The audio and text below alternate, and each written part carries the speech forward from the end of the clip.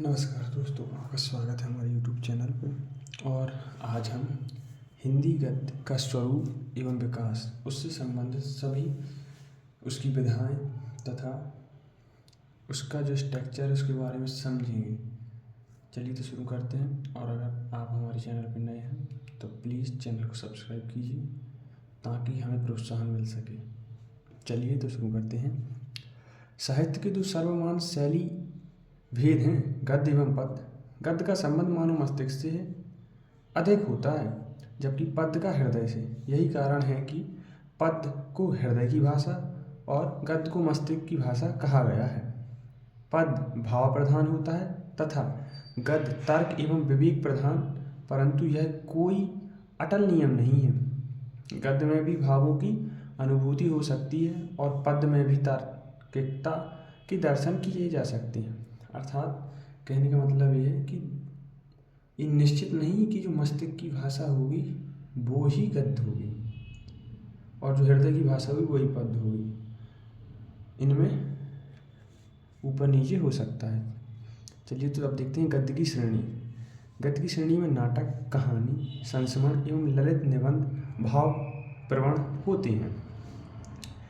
गद्य शब्द की व्युत्पत्ति संस्कृत की गद धातु, जिसका अर्थ बोलना या बताना होता है, में यत प्रत्यय जोड़ने से हुई है। समान रूप से व्यवहारिक जीवन में गद्य का अधिक महत्व है, क्योंकि हमारे दैनिक वार्तालाप में गद्य का ही प्रयोग होता है।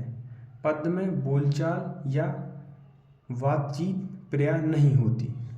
गद्य विचार प्रकाशन का सर्वश्रेष्ठ माध्यम है, क्योंकि विचार से ओतप्रोत है। यदि हम वैचारिकता, बौद्धिकता, तार्किकता आदि पर ही अपना संपूर्ण ध्यान केंद्रित कर दें तो कभी कभी इस बात की भी आशंका उत्पन्न होती है कि गद्य वैज्ञानिकों विषयों के लिए ही उपयुक्त है। अर्थात यही वैज्ञानिक भाषा है कहा जाए तो। चलिए अब अगर आपने समझा हो तो इसके बाद शुरू करते हैं खड़ी बोली गद्य का विकास। खड़ी बोली गद्य का विकास 10वीं शताब्दी से माना जाता है। हेमचंद सूरी के व्याकरण ग्रंथ शब्दानुशासन सन 1093 से 1142 ईस्वी में तथा नरपति नाल के विसल देव रासो और अमीर खुसरो की पहेलियों तथा कबीर की साखियों में खड़ी बोली का प्रयोग हुआ है। खड़ी बोली का विकास 10वीं शताब्दी से हुआ माना जाता है। ऐसा खड़ी बोली गद्य के प्रथम जो दर्शन कवि के रूप में माना जाता है, अकबर के दरबारी कवि गंग थे। और इनका जो समय काल था वो कविता काल विक्रमी की 17वीं शताब्दी का अंत, उससे पहले द्वारा लिखित चंद छंद बरन की महिमा सन 1570 ईस्वी में नामक ग्रंथ और फिर कुतुब शतक तथा स्वामी प्राणनाथ के ग्रंथों में होती है, परंतु इसका वास्तविक प्रादुर्भाव कई सौ वर्ष बाद 19वीं शताब्दी से मानना चाहिए, जब इसकी क्रमबद्ध परंपरा स्थापित हुई। 19वीं शताब्दी के कुछ पूर्व ही इस धारा के आगमन के संकेत हमें मिलने लगते हैं।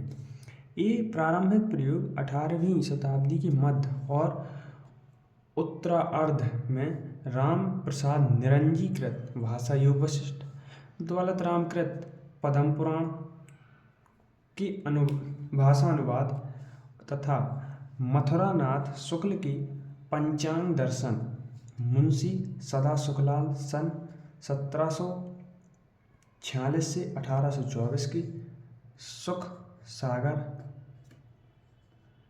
ईसा अल्लाह खां सन 1818 ईस्वी में रानी केतकी की कहानी, लल्लू लाल सन 1763 से 1825 की प्रेम सागर व सदल मिश्र के द्वारा सन 1768 से 1848 ईस्वी में नासिकेतोपाख्यान आदि ग्रंथों में मिलते हैं। खड़ी बोली गद्य को एक साथ बढ़ाने के महत्वपूर्ण कार्य के लिए अंतिम 4 लेखक सदा सुखलाल, ईशानला खां, लल्लूलाल और सदल मिश्र को विशेष श्रेय दिया जाता है। अब इसके बाद देखते हैं भारतेंदु योगीन गद्य सन 1868 से 1900 ईस्वी तक।